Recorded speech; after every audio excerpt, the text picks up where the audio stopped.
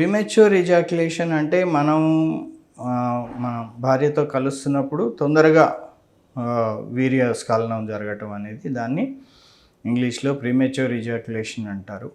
ఇది ఏంటంటే చాలామంది ఓవర్ ఎక్స్పెక్టేషన్ అనే దాంతో ఉంటారన్నమాట. ఏదో అర్ధగంట చేయాలి, 20 నిమిషాలు చేయాలి అట్లా.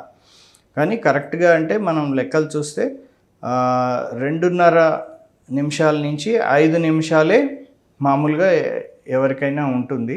ప్రీమెచ్యూర్ అనే అంటే శీఘ్ర స్ఖలనం అనేది వాళ్ళని ఎవరిని అంటామంటే 1 నిమిషం లోపలే అయిపోతుంటే వాళ్ళకి దాన్ని ప్రీమెచ్యూర్ ఇజాక్యులేషన్ అని అంటాము. దీనివలన భార్యాభర్తల్లో కొంచెం మనస్పర్ధలు రావడము, గొడవలు జరగడము ఇట్లాంటివి అవుతుంటాయి. కొంతమందికి మరీ ఎక్కువగా ఉంటుంది ప్రీమెచ్యూర్ ఇజాక్యులేషను, చాలా ఎర్లీగానే అయిపోతూ ఉంటుంది. సో వాళ్ళకి ఏంటంటే మేము కొన్ని బిహేవియరల్ హ్యాబిట్స్ అవన్నీ కూడా నేర్పిస్తాము. అది కాకుండా మెడిసిన్స్ కూడా ఉన్నాయి. మెడిసిన్స్తో కూడా మనం దాన్ని ట్రీట్ చేయొచ్చు.